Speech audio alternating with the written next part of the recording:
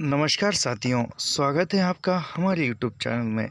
देख रहे हैं हम इसमें जो माटी की मूर्ति है, उसमें हम आज देख रहे हैं सुभान खां नामक जो हमारा ये टॉपिक वहाँ देख रहे हैं। तो यह ऐसे ही लाइन टू लाइन पंक्ति दर पंक्ति नेट सेट का अध्ययन करने के लिए हमारे चैनल को सब्सक्राइब कीजिए, लाइक कीजिए और शेयर करना मत भूलिए। क्या आपका अल्लाह पश्चिम में रहता है? वह पूरब क्यों नहीं रहता?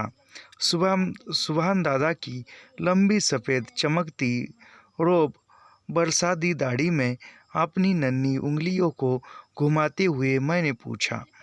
यानी वह लेखक जो है वो सुभान खां की ओर देखते हुए या उसकी दाढ़ियों पर छोटी छोटी उंगलियां घुमाते हुए, लेखक जो है छोटे हैं तो घुमाते हुए वो बोल रहे कि क्या आपका जो अल्लाह है, क्या आपका वो खुदा है, यानी आपका जो परमेश्वर है वह पश्चिम की ओर रहता है क्या? ऐसा वो पूछ रहे हैं। उनकी चौड़ी उबड़ी परेशानी पर एक उल्लास की झलक और दाढ़ी मूंछ की संलग्नता में दबे पतले अधरों पर एक मुस्कान की रेखा दौड़ गई। लेखक ने पूछने के बाद उसके चेहरे पर एक मुस्कान आ गई। अपनी लंबी बाहों की दाहिनी हथेली मेरे सिर पर सहलाते हुए उन्होंने कहा। यानी वह उनकी जो दाहिनी हथेली है वह हथेली लेखक के सिर पर रखकर कह रहे हैं, नहीं बबुआ, अल्लाह तो पूर्व पश्चिम दक्षिण उत्तर दक्षिण सब और है। यानी वह लेखक को कहते हैं कि अल्लाह जो है, यानी अल्लाह जो है वह पूर्व पश्चिम दक्षिण और यानी पूर्व सभी इसमें उसका रूप व्यापक है, ऐसा वे कहते हैं। तो फिर आप पश्चिम मुँह खड़े होकर ही नमाज क्यों पढ़ते हैं? यानी वो लेखक कहते हैं कि तो आप पश्चिम दिशा में ही मुख करके नमाज क्यों पढ़ते हैं? पश्चिम और के मुल्क में अल्लाह के रसूल आए थे। जहाँ रसूल आए थे वहाँ हमारे तीर्थ है। उन्हीं तीर्थों की ओर मुँह करके अल्लाह को याद करते हैं। यानी वह कहते कि हमारे जो खुदा है, वह खुदा अल्लाह जो है वह रसूल आए थे, यानी जो अल्लाह के जो दूत है वह आए थे पश्चिम की ओर, और जो जिस स्थान पर आए थे वह स्थान पश्चिम दिशा की ओर है। इसलिए पश्चिम दिशा की ओर यानी भगवान की ओर या अल्लाह की ओर मुख करके नमाज पढ़ते हैं। वे तीर्थ कहाँ से कितनी दूर होंगे? यानी वह लेखक कहते हैं कि यह जो तीर्थ है यहाँ से कितनी दूर होंगे, ऐसा वे कहते हैं बहुत दूर। यानी वो सुभान खां कहते हैं कि यहाँ से वह बहुत दूर होंगे। जहाँ सूरज देवता डूबता है, यानी जहाँ सूरज देवता डूबते हैं, यानी क्षितिज की ओर। ऐसा नहीं, नहीं उससे कुछ नहीं, इधर नहीं। आप उन तीर्थों में गए हैं सुभान दादा? यानी वो लेखक पूछ रहे हो कि क्या आप उन तीर्थों में गए हैं सुभान दादा? देख, सुभान दादा की बड़ी बड़ी आंखों में आंसू डबडबाए। यानी फिर वह पूछने के बाद लेखक की आंखों में आंसू डबडबाए। उनका चेहरा लाल हो उठा, भाव विभोर हो गदगद कंठ से बोले। यानी उसका चेहरा, उनकी भावनाएं भर आए और ऊपर गदगद कंठ से बोले, वहाँ जाने में बहुत खर्च पड़ते हैं बबुआ, मैं गरीब आदमी ठहराना। यानी वो कहते कि वहाँ जाने में, यानी उस जहाँ का अल्लाह का रसूल आया था वहाँ जाने में बहुत खर्चा होता है, पैसा लगता है, और मैं गरीब आदमी हूँ, ऐसा कहते हैं। इस बुढ़ापे में भी इतनी मेहनत मशक्क़त कर रहा हूँ कि कहीं कुछ पैसे बचा पाऊँ और उस पाक जगह की रियारत कराऊँ। यानी वो कहती कि इस बुढ़ापे में मैं मेहनत करके कुछ पैसे जमा और उस पाक यानी उस पवित्र जगह जाकर आऊँ, जाओ मक्का मदीना होता है वहाँ।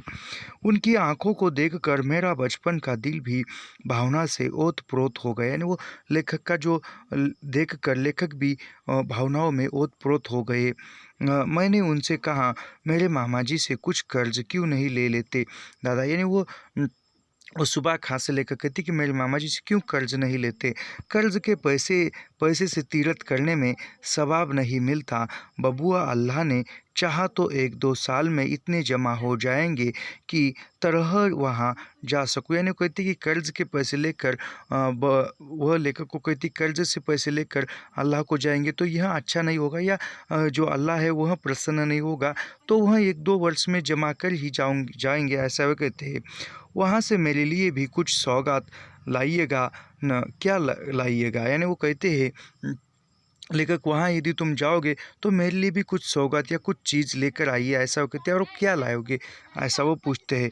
वहाँ से लोग खजूर और खुजहारी लाते हैं। नहीं, वो कहती कि वहाँ से जो लोग हैं खजूर और खुजहारी लाते हैं। हाँ हाँ, मेरे लिए छुहारे की लगाइएगा, लेकिन 1 दर्जन से कम नहीं लूँगा। यानी वो कहती कि मेरे लिए ही छुआरी लेकर आना और 1 दर्जन से कम नहीं लूँगा। सुभान दादा की सफ़ेद दाढ़ी मूंछ के बीच उनके सफ़ेद दांत चमक रहे थे। यानी सुभान दादा की जो सफ़ेद दाढ़ी और उनके बीच के जो दांत थे वह चमक रहे थे। कुछ देर तक मुझे दुलारते रहे, फिर कुछ रुक कर बोले, अच्छा अच्छा जाइए खेलिए, मैं ज़रा काम पूरा कर लूँ। यानी लेखक को कहती कि अच्छा ठीक है, तुम जाकर खेलिए, मैं ज़रा काम पूरा कर लूँ। मजदूरी भर काम नहीं करने से अल्लाह नाराज़ हो जाए। वो मजदूरी पे आया और काम न करने से अल्लाह नाराज़ हो जाएंगे। क्या आपके अल्लाह बहुत गुस्तावार है? मैं तुनकर कर बोला। यानी लेखक बोलते हैं कि क्या आपके अल्लाह जो गुस्साकार है, यानी गुस्सा करने वाले हैं। आज सुभान दादा बड़े ज़ोर से हंस पड़े। यानी जो सुनकर सुभान दादा जो है वह हंस पड़े। फिर एक बार मेरे सिर पर हथेली फेरी और बोले, बच्चों से वह बहुत खुश रहते हैं बबुआ, वह तुम्हारी उम्र दराज करे। यानी वो कहते हैं कि अल्लाह जो है बच्चों से ज़्यादा खुश होते हैं और वह तुम्हारी उम्र दराज यानी तुम्हारी उम्र लंबी करे। कहकर मुझे अपने कंधे पर ले लिया। यानी ऐसा कहकर सुभानदा ने लेखक को कंधे पर लिया। मुझे लेते हुए दीवार के नज़दीक आए, वहाँ उतार दिया और झट अपनी कन्नी और बसूली से दीवार पर काम करने लगे। यानी वो दीवार के पास लेकर आए और फिर लेखक को नीचे ले गए और वहाँ उनका काम करने लगे। सुभान खां एक अच्छे राज समझे जाते थे। जब घर की यानी वो एक अच्छे कारागार समझे जाते थे। दीवारों पर कुछ मरम्मत की ज़रूरत होती है, उन्हें बुला लिया। यानी वो एक मिस्त्री थे और एक दीवार जो मरम्मत करने का काम अच्छा करते थे, इसलिए उनको ही बुलाया जाता था। आते हैं 5-7 रोज़ यही रहते हैं, काम खत्म कर चले जाते हैं। यानी आने के बाद काम जब तक है तब तक यहीं पर रहते हैं और फिर चले जाते हैं। लंबा चौड़ा तगड़ा है बदन इनका, पेशानी चौड़ी बाहें, बड़ी संघन और उभरी आँखों के कोनों में कुछ लाली और पुतलियों में कुछ नीलेपन की झलक। यानी वह जो है सुभान खां दिखने में तगड़ा है, अच्छा खासा है, पेशानी और लंबा चौड़ा है और उसके बाहें जो है सदन यानी उभरी हुई है और आँखों के कोने में कुछ लाली सी पुतलियाँ है और एक नीलेपन की उसकी पुतलियों में झलक दिखाई देती है। नाक साधारण ढंग से नोकीली, दाढ़ी संगल इतनी लंबी कि छाती तक पहुंच जाए। यानी उनकी लंबी दाढ़ी है और उनकी दाढ़ी इतनी लंबी है कि उनकी दाढ़ी छाती तक आती है। और सुभान खां की जो नाक है वह लंबी और नुकीली है। वह छाती जो बुढ़ापे में भी फैली फूली हुई, सिर पर हमेशा ही एक दुपहिया टोपी पहने होते और बदन में नील मिस्तीन। यानी वह हमेशा ही उसकी छाती बुढ़ापे में ही उसी प्रकार थी, फूली हुई चौड़ी थी और वो हमेशा वह उनके सिर पर टोपी और बदन पर एक नील मस्तीनी पोशाक होते। कमर में कच्छे वाली धोती, पैर में चमरौंधा जूता, चेहरे से नूर टपकता, मुंह से शहद झरता। भले मानसों के बोलने चालने बैठने उठने के फायदे की पूरी पाबंदी करते थे वह। यानी वह जो एक अच्छे खासे व्यक्ति थे और उनके बोलने चालने में एक अच्छा था और भले भाले, और वह उनके बोलते हुए उनके मुंह से शहद झरता, यानी वह मीठी बोली बोलते थे। किंतु बचपन में मुझे सबसे अधिक भाती उनकी वह सफ़ेद चमकती हुई दाढ़ी। यानी लेखक को बचपन में उनकी दाढ़ी ही अच्छी लगती थी। नमाज के वक्त कमर में धारीदार लुंगी और शरीर में सादा कुर्ता पहन, घुटने टेक, दोनों हाथ छाती से ज़रा ऊपर उठा, आधी आंखें मूंद कर जब वह कुछ मंत्र सा पढ़ने लगते, मैं विस्मय मुक्त होकर उन्हें देखता रह जाता। यानी वह जो है वह जब भी वह नमाज़ पढ़ते थे, वह नमाज़ पढ़ते हुए वह एक लुंगी लगाकर और एक सादा कुर्ता पहनकर और घुटने टेक कर आधी आंखें बंद करके वह कुछ मंत्र यानी नमाज़ पढ़ते थे, तो वह लेखक विस्मित हो जाते थे। मुझे ऐसा मालूम होता सचमुच उनके अल्लाह वहाँ आ गए हैं। दादाजी झपकती आंखें उन्हें देख रही है और वे होठ की बातें उन्हीं से हो रही है। यानी वह मंत्र बोलते थे और वो लेखक को लगता था कि उसके अल्लाह जो है उनके पास आए हैं और वो उनसे बातें कर रहे हैं। एक दिन बचपन के आवेश में मैंने उनसे पूछ भी लिया, सुभान दादा, आपसे कभी अल्लाह को देखा है? यानी एक दिन बचपन में लेखक ने पूछ लिया कि आपने कभी अपने अल्लाह को देखा है या भगवान को देखा है? यह क्या कह रहे हो बबुआ? इंसान इन आँखों से अल्लाह को नहीं देख नहीं सकता। यानी वो कहती कि यह क्या, लेखक को वो सुभान खां कहते हैं कि आप यह क्या कह रहे हो? इंसान इस आँखों से अल्लाह को देख नहीं सकता। मुझे धोखा मत दीजिए दादा, मैं सब देखता हूँ। आप रोज़ आधी आँखों से उन्हें देखते हैं।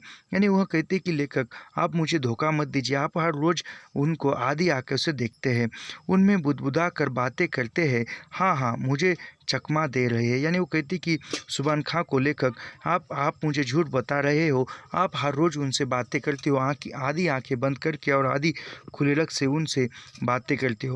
मैं उनसे बातें करूँगा, मेरी ऐसी तकदीर कहाँ, सिर्फ रसूल की उनसे बातें होती थी बबुआ, ये बातें कुरान में लिखी है। यानी वह कहते हैं कि मेरी कहाँ उनसे बातें होंगी, यानी मेरा उतना नसीब कहाँ है, मेरी उतनी तकदीर कहाँ है कि मैं सीधे अल्लाह से बात करूँगा। सिर्फ रसूल की रसूल सी उनसी बातें होती है। यानी रसूल जो है, रसूल ही अल्लाह से बातें कर सकता है। रसूल यानी जो दूत है एक कह सकते हैं हम, तो उनसी बातें होती है और यह सब कुछ कुरान में लिखा है, उसी के अनुसार हम नमाज करते हैं।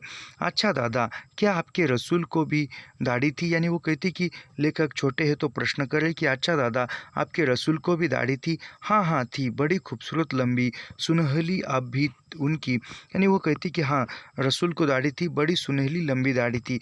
दाढ़ी के कुछ बाल मक्का में रखे हैं, हम अपने तीरथ में उन बालों के भी दर्शन करते हैं। यानी वो कहती है कि वह उनकी जो रसूल की जो दाढ़ी थी, वह दाढ़ी के बाल जो थे मक्का में रखे हुए हैं और हम जब भी तीरथ मक्का में जाते हैं तो उन बालों का ही दर्शन करके आते हैं। बड़े होने पर जब दाढ़ी होगी मैं भी दाढ़ी रखवाऊँगा दादा, खूब लंबी दाढ़ी। ये लेखक कहती कि जब मैं बड़ा हो जाऊँगा तब मैं भी दाढ़ी रखूँगा और खूब लंबी यानी खूब बड़ी दाढ़ी।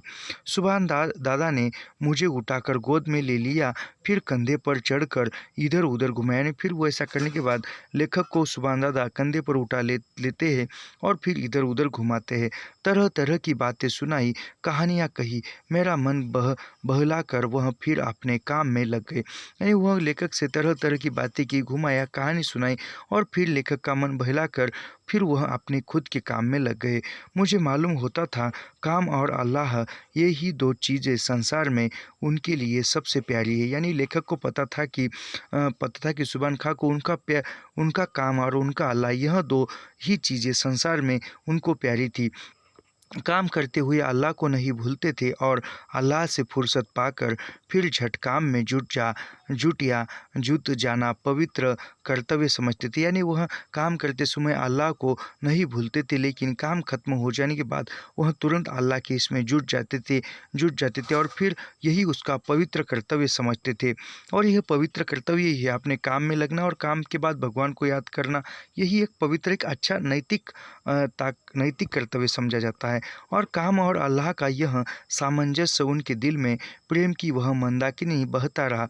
यानी काम और ईश्वर के बीच का जो संबंध है, वही संबंध उनके दिल में प्रेम की जो मंदाकिनी, प्रेम की जो नदी है, वह बहता हुआ था, जिसमें मेरे जैसे बच्चे भी बड़े मेज में डुबकियाँ लगा सकते थे, चुबकियाँ ले सकते थे। यानी वह लेखक जैसे छोटे बच्चे उनके हृदय में सहजता के साथ बह जा सकते हैं और उनके प्रेम की मंदाकिनी में वह बच्चे जो है स्नान कर सकते हैं।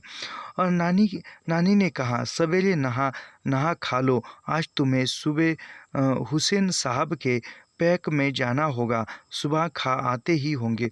यानी वो फिर नानी ने कहा लेखक को कि सवेरे ने नहा खा कर तैयार हो जाओ, आज तुम्हें हुसैन साहब के पैक में जाना होगा और वहाँ सुबह खा आते ही होंगे। जिन कितने देवताओं की मन्नतों के बाद माँ ने मुझे प्राप्त किया था, उनमें एक हुसैन साहब भी थे। यानी वह कितनी मन्नतों के बाद माँ ने प्राप्त किया था और उसमें से एक हुसैन साहब भी थे। 9 साल की उम्र तक जब तक जनेऊ नहीं हो गई थी, मुहर्रम के दिन मुसलमान बच्चों की तरह मुझे भी ताजिए की चारों ओर रंगीन छड़ी लेकर कूदना पड़ा। पड़ा है और गले में गंडे पहनने पड़े हैं। यानी वह जब वह मुहर्रम ताजिया होता है उस दिन मुसलमानों के बच्चे जिस प्रकार वह खेलते हैं, कूद पड़ते हैं, उसी प्रकार लेखक को भी उनके साथ कूदना पड़ा, खेलना पड़ा। और जो गले में जो गंडे पहनने यानी गले में जो ताबीज़ वगैरह होते हैं वह भी पहनने पड़े। मुहर्रम उन दिनों मेरे लिए कितनी खुशी का दिन था। यानी लेखक छोटे थे तब उनके लिए मुहर्रम जो था वह खुशी का दिन था। नए कपड़े पहनता, उछलता कूदता, नए नए चेहरे और तरह तरह के खेल खेलता, धूम धड़क में किस तरह 4 पहर गुजर जाते। यानी वो घूमते घूमते मुहर्रम में नए कपड़े पहनना, खेलना कूदना इन सभी में जो दिन जो है एक जल्दी गुजर जाता था। इस मुहर्रम के पीछे जो रोमांचकारी, हृदय को पिघलाने वाली, करुण रस से भरी दर्द अंग्रेज घटना छिपी है। यानी इस मुहर्रम में क्यों लेखक खुश हो जाती, इसके पीछे एक रोमांचकारी घटना छुपी हुई है। उन दिनों उनकी खबर भी कहाँ थी। यानी उन दिन उनकी खबर कहाँ थी। खैर मैं नहा धोकर पहन ओढ़ कर इंतज़ार ही कर रहा था कि सुभान दादा पहुँच गए। यानी लेखक नहा धोकर भोजन होकर के इंतज़ार कर रहे थे, तभी सुभान दादा जो है वह आ जाते हैं और मुझे कंधे पर ले लिया और अपने गांव ले लिया। यानी लेखक को कंधे पर ले लिया और अपने गांव चले गए। उनका घर क्या था, बच्चों का अखाड़ा बना हुआ था। पोते पोतियों, नाती नातिनों की भरभराट थी उनके घर में। यानी वो उनका घर एक बच्चों का अखाड़ा था। यानी उनके पोती पोते थे, उनकी नाती नातिन थी। यानी सब कुछ जो बच्चों से भरा हुआ उनका घर था और वहाँ लेखक को ले गए। मेरी ही उम्र के बहुत बच्चे रंगीन कपड़ों से सजे धजे, सब मानो मेरे ही इंतज़ार में। यानी सभी लेखक की उम्र में भी सजे धजे रंगीन कपड़े पहने और मानो वह लेखक का ही इंतज़ार कर रहे हो। जब पहुँचा, सुभान दादा की बूढ़ी बीबी ने मेरे गले में एक बद्दी डाल दी, कमर में घंटी बांध दी, हाथ में 2 लाल चूड़ियाँ दे दी और उन बच्चों के साथ मुझे लिए दिए करबला की ओर चली। यानी वह उनकी जो बूढ़ी पत्नी थी सुभान दादा की, वह देखी और वो देखने के बाद उन्होंने लेखक को लाल चूड़ियाँ दी और उनको भी उन बच्चों की तरह सजाया और वह उनके साथ चली। दिन भर उछला कूदा, तमाशे देखे, मिठाइयाँ उड़ाई और शाम को फिर सुभान दादा के कंधे पर घर पहुँचा। यानी दिन भर वह मुहर्रम में घूमे फिरे, मौज मस्ती की और शाम के समय फिर सुभान दादा के कंधे पर बैठकर घर आ गए। ईद बकरी ईद को न सुभान दादा हमें भूल सकते थे, न होली दिवाली को हम उन्हें। यानी ईद बकरी कोई क्यों ना हो, वह बकरी ईद हो या कोई भी वह जो मुस्लिम का त्यौहार हो, तब वह सुभान दादा जो है लेखक को नहीं भूलते थे। और होली दिवाली हो तब वह लेखक जो है सुभान दादा को नहीं भूलते थे। यानी कि एकता थी उस ज़माने में। होली के दिन नानी अपने हाथों में पुए, खीर और गोश्त परोस कर सुभान दादा को खिलाती थी। यानी होली के दिन जो भी वो खाने की चीज़ें थी, पुए खीर जो भी वह पकवान है वह सुभान दादा को खिलाती थी। और तब मैं भी अपने हाथों से अबीर लेकर उनकी दाढ़ी में मलता। यानी वो हाथों से अबीर लेकर उनकी दाढ़ी में लगाते थे। एक बार जब उनकी दाढ़ी रंगीन बन गई थी, मुझे पुरानी बात याद आ गई। यानी एक बार वह उनकी दाढ़ी जो थी रंगीन बन गई थी और वो लेखक को वो बात याद आ रही है। मैंने कहा, सुभान दादा, रसूल की दाढ़ी भी तो ऐसी ही रंगीन रही होगी। यानी वो लेखक कहते हैं सुभान दादा से, जो रसूल है उसकी भी दाढ़ी ऐसी ही रंगीन होगी। उस पर अल्लाह ने ही रंग दे रखा था बबुआ, अल्लाह की उन पर खास मेहरबानी थी। यानी वो कहते हैं कि जो रसूल था उसकी दाढ़ी जो थी वह अल्लाह ने ही रंगवाई थी, अल्लाह ने ही रंग दिया है, उस पर खास मेहरबानी अल्लाह की थी। उनके जैसा नसीबा हम मामूली इंसानों को कहाँ। यानी वो कहती कि हम जैसे साधारण इंसानों पर रसूल की जैसा यानी वह अल्लाह की जैसी मेहरबानी कहाँ। ऐसा कहकर झट आंखें मूंद कर कुछ बुदबुदाने लगे, जैसे वह ध्यान में उन्हें देख रहे हो।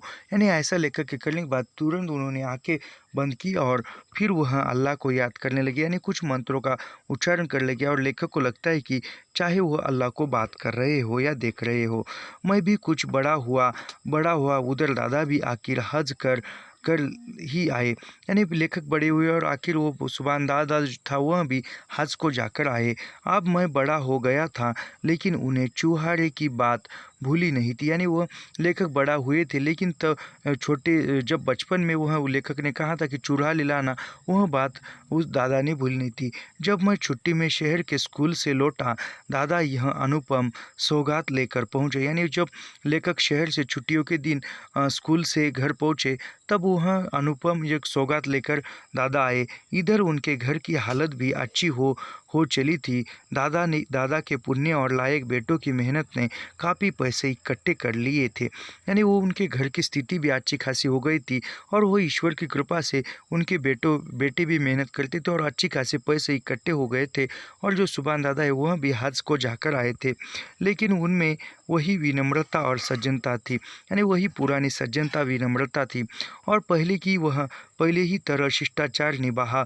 फिर छुहारे निकाल मेरे हाथ में रख दिए। यानी फिर वह विनम्रता के साथ लेखक के पास आए, और लेखक के पास आकर वही छुहारे निकाल कर लेखक के हाथ में लेके, बबुआ यह आपके लिए खास अरब से लाया हूँ, याद है ना आपने। यानी वो कहती कि आपके लिए मैं खास अरब से लाया हूँ, याद है ना आपने यह इनकी फरमाइश की थी। यानी इसके बारे में कहा था, इसकी इच्छा प्रकट की थी। उनके नतने आनंदारी के से हिल रहे थे। यानी वो उत्सुकता से बोल रहे थे। छुआरे लिए सिर चढ़ाया, ख्वाहिश हुई आज फिर मैं बच्चा हो पाता और उनके कंधे से लिपट कर उनकी सफ़ेद दाढ़ी में जो आप सचमुच गुरानी हो चली थी, उंगलियां घुसाकर उन्हें दादा दादा कहकर पुकार उठता। यानी लेखक को लगता है कि अब मैं फिर वहाँ छोटा हो जाऊँ और छोटा होकर सुभान दा के कंधे पर बैठकर उनकी दाढ़ी पर हाथ घुमाऊँ या उनसे लिपट जाऊँ। लेकिन न मैं अब बच्चा हो सकता, न ज़बान में वह मासूमियत और पवित्रता रह गई थी। यानी आप चाहकर भी लेखक आप छोटा नहीं हो सकते थे, और उस ज़बान पर वही मासूमियत और पवित्रता नहीं थी। अंग्रेजी स्कूल के वातावरण ने अजीब अस्वाभाविकता हर बात में ला दी थी। यानी वो अंग्रेजी स्कूल में थे, तो वह एक उसके स्वभाव में बदलाव लाया था लेखक के। पर हाँ, शायद एक ही चीज़ आप पवित्र रह गई थी। आँखों ने आंसू की छलकन से अपने को पवित्र कर चुपचाप ही उनके चरणों में श्रद्धांजलि चढ़ाती थी।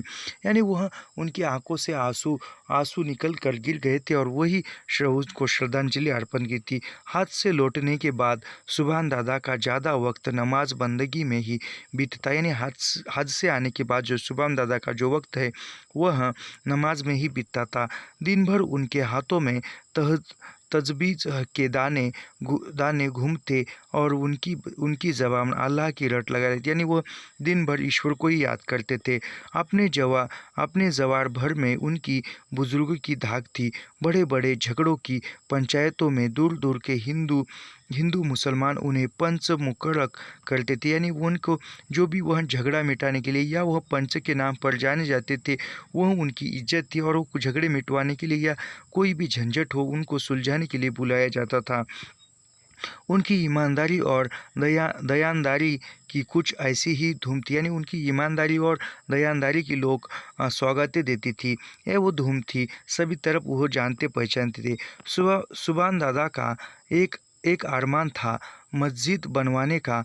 मेरे मामा का मंदिर उन्होंने ही बनवाया था। यानी वो सुभान दादा का एक सपना था कि वह अरमान यानी सपना था कि एक मस्जिद बनवाने का, और जो मंदिर था उनके मामा का, लेखक के मामा का, वह सुभान दादा ने ही बनवाया था। उन दिनों वह साधारण राज थे, लेकिन तो भी कहाँ करते। अल्लाह ने चाहा तो मैं एक मस्जिद ज़रूर बनवाऊंगा। यानी वो कहते हैं कि यदि अल्लाह ने चाहा तो मैं ज़रूर एक मस्जिद बनवाऊंगा। अल्लाह ने चाहा और वैसा दिन आया, उनकी मस्जिद भी तैयार हुई। यानी अल्लाह ने चाहा और उनकी मस्जिद भी बन गई। गांव के ही लायक एक छोटी सी मस्जिद, लेकिन बड़ी ही खूबसूरत। यानी गांव के लायक, यानी गांव छोटा था तो छोटी मस्जिद बनी, और बड़ी ही सुंदर यानी खूबसूरत मस्जिद बनी। दादा ने अपनी ज़िंदगी भर की अर्जित कला इसमें खर्च कर दी थी। यानी जो भी उसने कला की सीखी है, वह सब कुछ कला वह मस्जिद बनवाते समय लगवाती निकाली थी। हाथ में इतनी ताकत नहीं रह गई थी कि वह आप खुद कन्नी या बसूली पकड़े। यानी लेकिन दिन भर बैठे बैठे एक ही ईंट की जुटाई पर ध्यान रखते, और उनके भीतर जो बेल बूटे काटे गए थे उनमें सारे नक्शे उन्होंने ही खींचे थे और उनमें से एक एक का काढ़ा जाना, यानी उनके शरीर में बल नहीं था, फिर भी वह जितना बल था उस पर वह कुछ थोड़े थोड़े जैसा उससे काम होता था वैसे वह कुछ थोड़े थोड़े एक ईंटे पर ही क्यों ना हो वह नक्शे से नक्शी काम कर कर वह कला उतारते थे। उनकी ही बारीक निगरानी में हुआ, यानी उनकी बारीक निगरानी में हुआ। मेरे मामा जी के बगीचे में शी शीशम शीशम सकुए कटहल आदि इमारतों में काम आने वालों पेड़ों की भरमार थी। मस्जिद की सारी लकड़ी हमारे ही बगीचे से ले गए, यानी जो भी बांधकाम में उपयोगी लकड़ी आती है वह लकड़ियाँ लेखक के मामा जी के बगीचे में थी और वो यहाँ से ही लिया गया। जिस दिन मस्जिद तैयार हुई थी सुभान दादा ने जवार भर के प्रतिष्ठित लोगों को न्योता दिया था, यानी जिस दिन मस्जिद का काम पूरा हुआ उस दिन वो जितने भी उस गांव के आसपास जितने ही प्रतिष्ठित लोग हैं बड़े लोग हैं उनको निमंत्रण दिया था। जुम्मा का दिन था, जितने मुसलमान थे सब ने उनमें नमाज पढ़ी थी। जितने हिंदू आए थे उनके सत्कार के लिए दादा ने हिंदू हलवाई रख कर तरह तरह की मिठाइयाँ बनवाई थी, यानी वह जुम्मा यानी शुक्रवार के दिन जुम्मा कहा जाता है, तो उस दिन वह जुम्मा था और उसी दिन वह जो क्या बोल देंगे एक उद्घाटन बोलेंगे हम उस मस्जिद का, तो उस दिन वह जितने भी मुसलमान भाई थे उन्होंने नमाज़ पढ़ी और जो जितने हिंदू आए थे उनके लिए उनका स्वागत करने के लिए जो हिंदू ही हलवा यानी हिंदू ही रसोईया जो भोजन बनवाने वाला है उसको रखकर तरह तरह की मिठाइयाँ बनवाई थी। पान इलायची का प्रबंध किया था। अब तक भी लोग उस मस्जिद के उद्घाटन के दिन की दादा की मेहरबानी भूले नहीं थे, यानी वो मस्जिद के उद्घाटन के दिन ही लोग उनकी मेहरबानी भूले नहीं थे। ज़माना बदला, मैं अब शहरों में ही ज़्यादातर रहा, यानी ज़माना बदला, समय बीत गया और लेखक अब शहरों में ही ज़्यादातर रहते हैं और शहर आए दिन हिंदू मुस्लिम दंगों के अखाड़े बन जाते थे। हाँ, एक दिन देखिएगा, एक ही सड़क पर हिंदू मुसलमान चल रहे हैं, एक ही दिन दुकान पर सौदे खरीद रहे हैं, यानी वो शहर में आए और शहर में तो आए दिन जब हिंदू मुसलमान झगड़े हो रहे हैं, दंगा फसाद हो रहे हैं और वह एक ही सड़क पर हिंदू मुस्लिम चल रहे हैं, एक ही दुकान से वह सामान खरीद रहे हैं, एक ही सवारियों पर यानी एक ही रिक्शा ऑटो या इक्के पर जा रहे हैं, जानू बब जानू आ जा रहे हैं, एक ही स्कूल में यानी एक ही स्कूल में हिंदू मुसलमान पढ़ रहे हैं, एक ही दफ्तर में काम कर रहे हैं, यानी एक ही ऑफिस में काम कर रहे हैं। अचानक सबके सिर पर शैतान सवार हो गया, यानी अचानक सबके सिर पर शैतान सवार हो गया। सभी भाईचारे से रह रहे तभी अचानक हल्ला भगदड़ मारपीट खून खराबा आगजबी सारी खुराफातों की झूठ न घर यानी सब कुछ भाईचारे से रह रहे और तभी अचानक उसके सिर पर शैतान सवार होता है और एक अचानक भागदौड़ मारपीट खून खराबा हो जाता है और वह हत्या भी होने लगती है, एक दूसरे को मारकाट हो जाती है, यानी वो भारत पाक विभाजन का उस समय की बात है होगी शायद। शेरों की यह बीमारी धीरे धीरे देहात में घुसने लगी।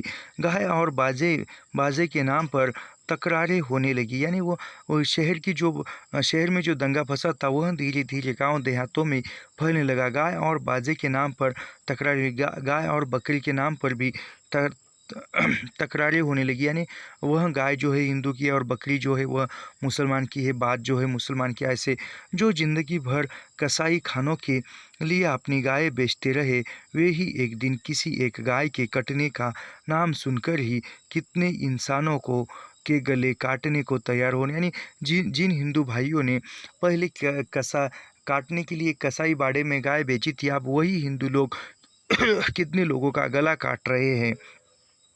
कितने शादी ब्याह पर्व त्यौहार बिना बाजे के नहीं होते जो मुहर्रम की गमी के दिन भी बाजे गाजों की धूम किए रहते थे, अब वे ही अपनी मस्जिद के सामने से गुजरते हुए 1 मिनट के बाज पर खून की नदियाँ बहाने को तैयार उतारू हो गए, यानी वही दिन यानी एक दूसरे को मारकाट हो रहे, सभी एक प्रकार रहे जिनकी बिना पहले सब कुछ अधूरा था, अब उनको ही मारा काटा जा रहा है। कुछ पंडितों की बन आई, कुछ मुल्लाओं की चलती बनी, यानी कई किस जगहों पर पंडितों का राज चला, कई पर मोहल्ला यानी मुस्लिम का राज्य चला। संगठन और तहजीब के नाम पर फूट और कलह के बीज बोए जाने लगे। यानी वो संगठन के जो संगठन थे वह जगह जगह पर कलह के जो विष है वह बो रहे थे। लाठियाँ उछली, छुरे निकले, झोपड़ियाँ फूटी, अंतड़ियाँ बाहर आई। यानी कितनी लाठियाँ चली, छुरे निकले, झोपड़ियाँ जली, घर टूटे, घर फूटे, कितने नौजवान मरे, कितने घर फूके, बाकी बच गए खेत खलिहान हो। सो अंग्रेज अदालत के खर्चे में पीछे कुर्क हुए। यानी कितनी नौजवान, कितने घर टूटे फूटे, नौजवान मारे गए, सब कुछ वह नाश हो गया और वह बचे हैं सिर्फ खेत, और खेत जो ही बचे हैं वही अंग्रेजी अदालत यानी अंग्रेज़ों के शासन में वह खेत चले गए। खबर फैली इस साल सुभान दादा के गांव के मुसलमान भी कुर्बानी करेंगे। यानी खबर ऐसी थी कि जो सुभान दादा के गांव के जो मुसलमान थे वह भी कुर्बानी करेंगे। जवार में मुसलमान कम थे लेकिन उनके जोश का क्या कहना। यानी जवार गांव में मुसलमान जो थे कम थे लेकिन उनमें जोश बहुत था। इधर हिंदुओं की जितनी गाय पर ममता न थी उससे ज़्यादा अपनी तादाद पर घमंड था। तनातनी का बाजार गरम। खबर यह भी फैली कि सुबह खां की मस्जिद में ही कुर्बानी होगी। यानी वह थे और सुबह खा के मस्जिद में ही इस साल कुर्बानी होंगी ऐसे वे सुना। और जो हिंदू थे वह गाय को स्नेह करते थे लेकिन गाय की ही कुर्बानी होगी ऐसा वे सुन रहे थे। ये सुभान खां की मस्जिद में ही कुर्बानी होगी, नहीं ऐसा नहीं हो सकता। यानी वो सुभान दादा ने जो मस्जिद बनाई है उसमें कुर्बानी होगी और नहीं ऐसा नहीं हो सकता, लेखक सोच रहे हैं। अगर हुई तो क्या होगा, हमारी नाक कट जाएगी, लोग क्या कहेंगे। इतने हिंदू के रहते गौ माता के गले पर छुरी चली। यानी वो कहते हैं कि वह मस्जिद में कैसे होगा, और कटी तो भी लोग क्यों चुप बैठेंगे, और इतने हिंदू होते हुए भी गौ माता की गाय को काट लिया गया। छुरी से गौ माता को बचाना है तो गौरा गौरी के कसाई खाने पर हम धावा करें। यानी वह गाय को यदि बचाना है तो जो गौरा गौरी का जो कसाई खाना है वहाँ पर जाना होगा। और अगर यानी वह पहले कसाई खाना बंद करो तो वह अपने आप जो बलि चढ़ाने की प्रथा है गाय की वह भी बंद हो जाएगी, लेखक का कहना है। और अगर सचमुच जोश है तो चलिए मुजफ्फर अंग्रेजी फौज की छावनी पर ही धावा बोले। यानी इतनी आपके जो दंगा फसाद करने की, मार काट करने की इतनी अंदर ये है जोश है तो वह अंग्रेज़ पर करो, अंग्रेज़ की छावनी पर करो। कसाई खाने में तो बूढ़ी गायें करती है, छावनी में तो मोटी ताजी बच्चियाँ ही काटी जाती है। यानी वो कहते हैं कि कसाई खाने में तो बूढ़ी गाय वह काटी जाती है लेकिन जो अंग्रेज़ी की छावनी है वहाँ में मोटी ताजी बच्चियाँ ही काटी जाती है। लेकिन वे तो हमारी आँखों से दूर है, देखते हुए मक्खी कैसे निगली जाएगी। यानी वो कहते हैं कि जो छावनी में जो भी अन्याय अत्याचार हो रहा है वह तो हमारी आंखों से दूर है लेकिन यह तो हमारी आंखों के सामने है। माफ़ कीजिए दूर नज़दीक की बात नहीं है, बात है हिम्मत की, ताकत की। यानी वो कहती कि बात जो है वो दूर नज़दीक की नहीं है, बात जो है ताकत की, हिम्मत की। यानी अंग्रेज़ सरकार के खिलाफ किसके प्रति आवाज़ उठाने में हिम्मत है, ताकत है, ऐसा कहते हैं। छावनी में आप नहीं जाते हैं इसलिए कि वहाँ सीधे तोप के मुँह में पड़ना होगा। यानी छावनी में कोई नहीं जाएगा क्योंकि वहाँ पर सीधा गोली या तोप चलाई जाती है। यहाँ मुसलमान एक मुट्ठी है इसलिए आप टूटने को उतावले। यानी ये मुसलमान यहाँ थोड़ी ही है इसलिए आप मुसलमानों पर टूटने के लिए, उसको झगड़ा करने के लिए तैयार है। आप सुभान खां का पक्ष ले रहे हैं, दोस्ती निभाते हैं, धर्म से बढ़कर दोस्ती नहीं। यानी वो कहती कि आप जो है सुभान खां से दोस्ती निभा रहे हैं, और वो कहती कि दोस्ती से बढ़कर धर्म से बढ़कर दोस्ती नहीं है। कुछ नौजवानों को मेरे मामा जी की बातें ऐसी बुरी लगी कि सख्त चुस्त कहते वहाँ से उठकर चल दिए, लेकिन कितना भी गुस्सा। यानी वो लेखक के मामा की बातें कई नौजवानों को बुरी लगी और वहाँ से चल दी गई। किया जाए चीखा चिल्लाया जाए, यह साफ बात है कि मामा की बिना रजामंदी के किसी बड़ी घटना के लिए किसी की पैर उठने की हिम्मत नहीं हो सकती थी। यानी उन लेखक के मामा कहे बिना कोई किसी बड़ी घटना हो नहीं सकती थी। उधर सुभान दादा के दरवाजे पर भी मुसलमानों की भीड़ है। न जाने दादा में कहाँ का जोश आ गया है, वह कड़क कर कह रहे हैं। यानी वो उसमें सुभान दादा के दरवाजे पर ही पूरे मुसलमान भाइयों का भीड़ है और वह भी उनमें भी कहाँ से आई कहाँ जोश आया है और वो कह रहे गाय की कुर्बानी नहीं होगी नहीं होगी, ये फालतू बातें सुनने को मैं तैयार नहीं हूँ। यानी वो सुभान दादा कह रहे कि गाय की कुर्बानी नहीं होंगी, यह जो फालतू की बातें हैं तुम लोग हमारी आंखों के सामने से हट जाओ। यानी वो कहती कि तुम लोग जो है हमारी आंखों से सामने से हट जाओ, क्यों नहीं होगी, क्या हम अपना मज़हब डर के मारे छोड़ देंगे। यानी वो बाकी के मुसलमान कह रहे हैं कि सुभान दादा को कि क्या क्या बाकी लोगों के लिए हम अपना मज़हब जो है वह छोड़ देंगे। यानी मुस्लिम मज़हब में मुस्लिम धर्म में गाय को काटना सही माना है, ऐसा वे कहते हैं। मैं कहता हूँ यह मज़हब नहीं है, मैं हज से हो आया हूँ। कुरान मैंने पढ़ी है, गाय की कुर्बानी लाजिमी नहीं है। अरब में लोग दुम्बे और ऊँट की कुर्बानी अमूमन करते हैं। यानी वो कहते हैं कि मैं हज को जाकर सुभान दादा कहते हैं कि मैं हज को जाकर आया हूँ, मैंने जो मुस्लिम धर्म ग्रंथ है कुरान मैंने वो पढ़ा है, लेकिन कहीं पर भी वहाँ लिखा नहीं है और सुना नहीं है कि गाय की कुर्बानी सही है। और वह अरब में तो लोग ऊँट की कुर्बानी देते हैं, लेकिन हम गाय की ही कुर्बानी करें तो वे रोकने वाले कौन होते। यानी ये गाय की कुर्बानी देते तो वह रोकने वाले कौन होते। हमारे मज़हब में वे दखलंदाजी क्यों करेंगे। यानी वो यदि गाय काट रहे हैं और रोक रहे हैं तो वह हमारी हमारी मज़हब यानी हमारे धर्म में दखल देने वाले वह कौन होते। हिंदू ऐसा वे कह रहे हैं, उनकी बात उनसे पूछो। मैं मुसलमान हूँ, कभी अल्लाह को नहीं भूला हूँ। मैं मुसलमान की हैसियत से कहता हूँ, मैं गाय की कुर्बानी न होने दूंगा। यानी वह सुभान दादा कहते हैं कि मैं जो हूँ मुसलमान हूँ, उनकी बात उनके साथ है, लेकिन मुसलमान की हैसियत से मैं कहता हूँ कि गाय की कुर्बानी नहीं होने दूंगा, ऐसा वे कहते हैं। दादा की समूची दाढ़ी हिल रही थी, गुस्से से चेहरा लाल था, ओठ फड़क रहे थे, शरीर तक हिल रहा था। उनकी यह हालत देख सभी चुप रहे, लेकिन एक नौजवान बोल उठा। यानी वह कहते कि दादा जो है गुस्से में बोल रहे थे और बोलते समय उनका चेहरा जो है गुस्से से लाल हुआ था और उसके होठ फड़फड़ रहे थे और पूरा शरीर हिल रहा था, लेकिन उनकी हालत सब लोग देख रहे थे। लेकिन तभी एक नौजवान बोल उठा, आप बूढ़े हैं, आप अलग बैठिए, हम काफिरों से समझ लेंगे। यानी वो कहते हैं कि एक नौजवान बोलता है कि आप बूढ़े हो गए, आप अलग दूर जाकर बैठिए, हम जो करेंगे वह समझिए।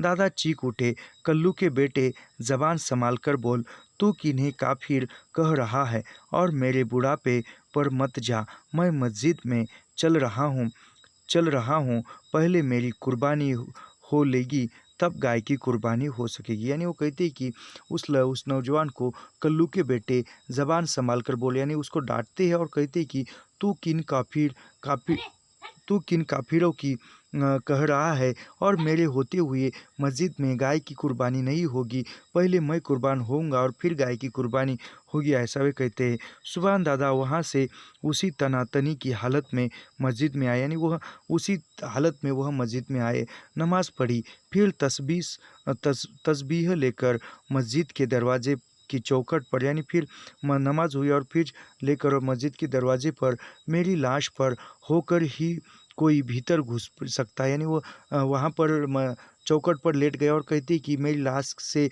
कोई गुजर कर ही नमाज के भीतर जा सकता है, कहकर बैठ गए। उनकी आंखें मूंदी है, किंतु आंसुओं की झड़ी उनके गाल से होती है। यानी उनके आंखों से आंसू आ रहे हैं और उनके आंखों के आंसू जो है वह गालों पर दिखाई दे रहे हैं। उनकी दाढ़ी को भिगोती असम्र रूप में गिरती जा रही है। हाथ में तस्बीह के दाने हिल रहे हैं और होठों पर जरा जरा जुम्बिश है, नहीं तो उनका समूचा शरीर संगमरमर की मूर्ति सा लग रहा है। यानी वह ऐसे पड़े हैं, उनके आंखों से गिरते हुए आंसू उनके दाढ़ी को भिगो रहे हैं और वह उनके होठ हिल रहे हैं। तो नहीं तो होठ हिल रहे तभी उनको पता चलता है कि ये जीवित है, नहीं तो उनका जो शरीर है संगमरमर की जो फर्शियाँ होती है, पत्थर होते हैं, उनकी तरह लग रहा था दूर से। निश्चल निस्पंद धीरे धीरे मस्जिद के नज़दीक लोग इकट्ठे होने लगे, यानी धीरे धीरे उसके मस्जिद के पास लोग इकट्ठे होने लगे। निश्चल निस्पंद यानी निश्चल बैठे हुए, निस्पंद, किसी का सहारा नहीं है, ऐसे वह बैठे थे। पहले मुसलमान फिर हिंदू भी। आप गाय की कुर्बानी का सवाल दादा की आंसुओं की धारा में बहकर न जाने कहाँ चला गया था। यानी वह सब मस्जिद की ओर जा रहे थे, भीड़ इकट्ठी हो रही थी, मुसलमान हिंदू सभी की। आप गाय की कुर्बानी हो रही थी और दादा के आंसुओं की धारा में बहकर न जाने कहाँ चला गया था। वह साक्षात देवदूत से दिख पड़ते थे, देवदूत जिसके रोम रोम से प्रेम और भाईचारे का संदेश निकालकर वायुमंडल को व्याप्त कर रहा था। यानी वह मानो कोई देवदूत जो है वह दादा के अंदर से बोल रहा हो और पूरे वायुमंडल में व्याप्त होकर भाईचारे एकता का संदेश सुबानदा के द्वारा दे रहा हो। अभी उस दिन मेरी रानी मेरे 2 वर्ष जेल में जाने के बाद इतने लंबे अरसे तक राह देखती देखती आखिर मुझसे मिलने गया सेंट्रल जेल में आई थी। यानी लेखक जो थे वह 2 साल से जेल में है और लेखक की रानी है पत्नी, लेखक मेरी रानी यानी पत्नी को कहते हैं और पत्नी जो है वह घर में थी। वह बड़े 2 साल जेल में था, तो वो कभी बहुत बड़े अरसे के बाद आखिर मुझे मिलने के लिए सेंट्रल जेल में आ गई थी। इतने दिनों की बिछुड़न के बाद मिलने पर जो सबसे पहली चीज़ उसने मेरे हाथों पर रखी वे थे रेशम और कुछ सूत के अजीबोगरीब ढंग से लिपटाए डोर, बूंदिया, गंडे आदि। अरे वह बड़े दिनों के बाद उसकी लेखक की पत्नी लेखक को मिलने आई और आने के बाद उनके हाथ पर रखा था कि वह जो रेशम और जो ताबीज़ थे, गंडे थी, वह सब कुछ रखा था। यह ग्राम देवता के यूँ ही गिनती गिनती आखिर मैं बोली, ये हुसैन साहब के गंडे हैं, आपको मेरी कसम इन्हें ज़रूर ही पहन लीजिए। यानी वह देते कि यह ग्राम देवता के अन्य देवता के नाम लेते लेते कहती है कि यह हुसैन साहब के गंडे हैं, आपको मेरी कसम यह ज़रूर पहन लीजिए। ये सब मेरी माँ की मन्नतों के अवशेष चिन्ह है। माँ चल गई लेकिन तो भी ये मन्नतें आप भी निभाई जा रही है। यानी जो भी वह मन्नतें हैं वह सब कुछ लेखक के माँ के मन्नतें हैं। उनकी माँ चली गई है लेकिन माँ की जो मन्नतें हैं, माँ की जो रीति रिवाज परंपराएं हैं वह निभाई जा रही है। रानी जानती है मैं नास्तिक हूँ, इसलिए जब जब इनके मौके आते हैं खुद इन्हें मेरे गले में डाल देती है। यानी लेखक की पत्नी जानती है कि लेखक नास्तिक यानी किसी भगवान, किसी ईश्वर को न मानना इसको नास्तिक कहा जाता है और वह लेखक नहीं मानेंगे, इसीलिए लेखक की पत्नी लेखक के गले में खुद डाल जाती है।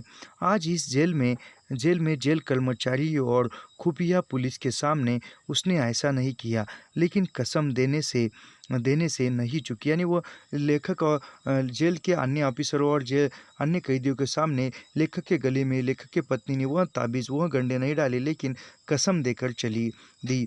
मैंने भी हंसकर मानो उसकी दिल जमई कर दिया। यानी लेखक ने ही हंसकर स्वीकार किया। रानी चली गई लेकिन वे गंडे अब भी मेरे सूटकेस में संजो कर रखे। यानी उनकी पत्नी चली गई और जो गंडे दिए थे वह लेखक ने वह उनके बक्से में रखे, सूटकेस में रखे। जब जब सूटकेस खोलता हूँ और हुसैन साहब के उन गंडों पर नज़र पड़ती है तब तब 2 अपूर्व तस्वीर आंखों के सामने नाच जाती है। पहली करबला की। यानी वह जब जब लेखक सूटकेस खोलते हैं तो वह उनके आंखों के सामने वह गंडे आते हैं और जो हुसैन साहब के गंडे आते हैं और उनकी आंखों के सामने तस्वीर उभर कर आती है वह करबला की, जिसमें एक और कुल मिलाकर सिर्फ 72 आदमी हैं, जिनमें बच्चे और औरतें भी हैं। यानी वो जिन करबला में सिर्फ 72 आदमी हैं और कुछ बच्चे और कुछ औरतें ही है। इस छोटी सी जमात के सरदार है हज़रत हुसैन साहब। यानी वो छोटी सी जो जमात है, छोटी सा जो जात है, उसके जो हज़रत यानी उसके जो करता धरता है वह है हज़रत हुसैन साहब। इन्हें बार बार आग्रह करके बुलाया गया था।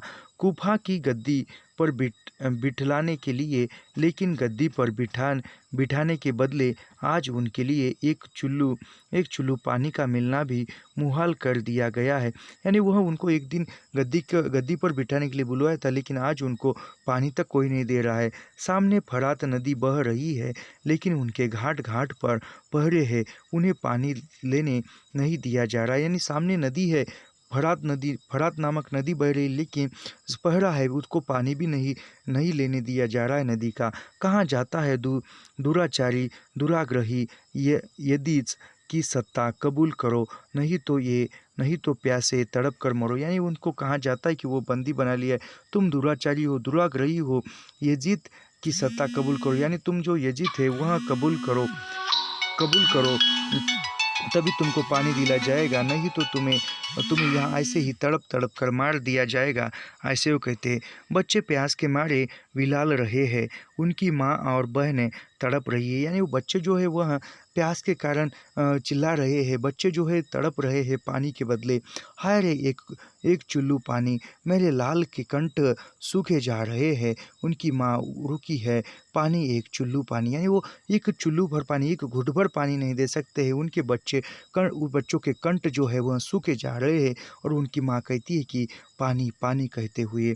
पानी की यानी उसी हजरत साहब से वह गंडा लाया हुआ है। पानी की तो नदी बह रही है, और तुम्हें इज्जत और दौलत भी कम नहीं बख्शी जाएगी। यानी वो पानी की नदी बह रही है, और तुम्हें वह पानी देने के लिए पानी जो है बख्शने, यानी पानी देने का तुम्हें आशीर्वाद नहीं मिलेगा, क्योंकि तुम खुद रसूल जो हो। लेकिन शर्त यह है कि यजीद के हाथ पर बेत करो, यानी तुम यजीद को शरण जाओ, तभी तुम्हें वहाँ का पानी मिलेगा। यजीद के हाथ पर बेत, दुराचारी दुराग्रही यजीद की सत्ता कबूल कर ले, और रसूल का नवाशा हो नहीं सकता। हम एक चुल्लू पानी में डूब मरना पसंद करेंगे, लेकिन यह नीच काम रसूल के नाती से नहीं होगा। यानी जो रसूल के जो नाती है, यानी जो रसूल के जो भी संबंधी रिश्तेदार है, वह कहते हैं कि हम ऐसे ही तड़प कर मरना पसंद करेंगे, लेकिन तुम्हारी जो दुराचारी है, दुराचारी दुराग्रही, यानी बिल्कुल वह क्या बोलेंगे, बिल्कुल वह संकटमय या बिल्कुल दुराचारी, वह जिसके विचार, जिसका आचरण, जिसके विचार अच्छे नहीं है, उनको हम शरण नहीं जाएंगे। ऐसा भी कहती है। हम चुल्लू भर पानी में डूबकर मरना पसंद करेंगे, लेकिन नीच काम यानी वह यजीद की सत्ता अपनाना, यजीद को कबूल करना, यह नीच काम हम नहीं करेंगे, ऐसा वे कह रहे हैं।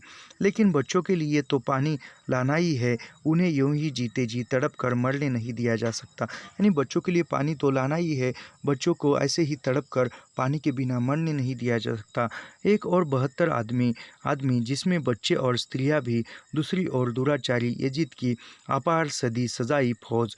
यानी एक तरफ सिर्फ 72 आदमी है, उसमें स्त्रियां है, बच्चे हैं, और एक तरफ है जो अजीत की अपार सैन्य फौज है, यानी बलाढ्य सैन्य है, बहुत सारे सैन्य हैं। लड़ाई होती है, हजरत हुसैन और उनका पूरा काफिला उस करबला के मैदान में शहादत पाता है। यानी दोनों के बीच में लड़ाई होती है, युद्ध होता है, और जो आसिद है, जो यजीद है, उसका बलाढ्य सैन्य उस हुसैन साहब को, हजरत हुसैन को हराता है। पूरा काफिला जो है, यानी पूरा जो हजरत हुसैन का काफिला जो है, वह पूरा करबला के नामक मैदान में शहादत, यानी वह शहीद हो जाते हैं, उनको मार डाला जाता है। शहीदों के रक्त से उस सहारा के रन कन लाल हो उठते हैं। बच्चों की तड़प और अबलाओं की चीख से वातावरण थर्रा उठता है। यानी वो लड़ाई का चित्रण बता रही है, और वह उस मैदान की जो मिट्टी है, वह मिट्टी उस शहीदों के रक्त से लाल हो जाती है। उस मिट्टी के कण जो है लाल हो उठते हैं, और बच्चों की तड़प से, अबलाओं की चीख से पूरा वातावरण भर जाता है, पूरा वातावरण थर्राने लगता है। इतनी बड़ी दर्दनाक घटना संसार के इतिहास में मिलना मुश्किल है। यानी वह इतनी बड़ी जो घटना है, इतिहास में मिलना मुश्किल है। मुहर्रम उसी दिन का करुण स्मारक यानी मुहर्रम जो है इसी करुण कारण के द्वारा मनाया जाता है। संसार के कोने कोने में यह स्मारक हर मुसलमान मनाता है। भाईचारा बढ़ाने पर हिंदुओं ने भी इसे अपना त्यौहार बना लिया था, जो सब तरह की योग्य था। यानी वह मुहर्रम जो है वह भाईचारा बढ़ाने के लिए एकता का प्रतीक के रूप में मुहर्रम जो है वह मनाया जाता है। और दूसरी तस्वीर सुभान दादा की, यानी दूसरी तरफ एक तरफ वह युद्ध हुआ था और वह कितने भाई लोग मारे गए थे, और एक और जो दूसरी तस्वीर सुभान दादा की, जिनके कंधे पर चढ़कर मैं मुहर्रम देखने जाया करता था।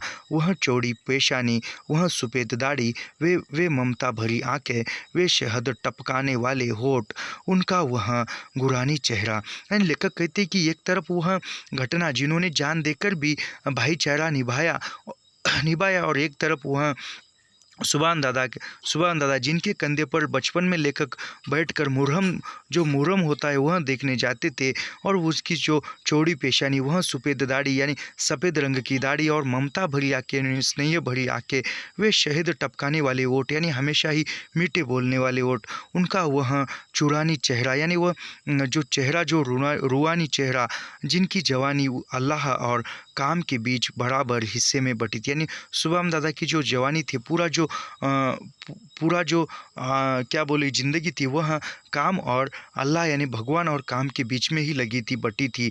जिनके दिमाग में अल्लाह ख्याल थे और हृदय में प्रेम की धारा लहरती थी। वह प्रेम की धारा जो अपने पराये सबको समान रूप से शीतल करती और सींचती है। यानी उनके मन में जो प्रेम की धारा थी, वह प्रेम की धारा केवल ईश्वर के लिए और भाईचारे के लिए ही बहती थी। मेरा सिर सिजदे में झुका है करबला के शहीद के सामने। यानी जो करबला में जो भी युद्ध हुआ था एकता के लिए, उनके सामने लेखक का सिर सजदे में झुक जाता है, सलाम करता है। मैं सप्रेम नमस्कार करता हूँ अपने प्यारे सुभान दादा को। यानी लेखक सुभान दादा को भी नमस्कार करता है, उसके भी सजदे में सर झुकाता है। तो ऐसे कहते हुए हमारा जो सुभान दादा है, यह संस्मरण जो है यहाँ पर समाप्त हुआ, ख़त्म हुआ, और अभी इसके बाद का जो एक ही बचा है वह है बुदिया। वही बुदिया हम कल की वीडियो में देखेंगे। ऐसे ही लाइन टू लाइन, पंक्ति दर पंक्ति अध्ययन करने के लिए हमारे चैनल को सब्सक्राइब कीजिए, लाइक कीजिए और शेयर करना मत भूलिए, और कमेंट भी कीजिए। मिलते हैं अगले वीडियो में। धन्यवाद।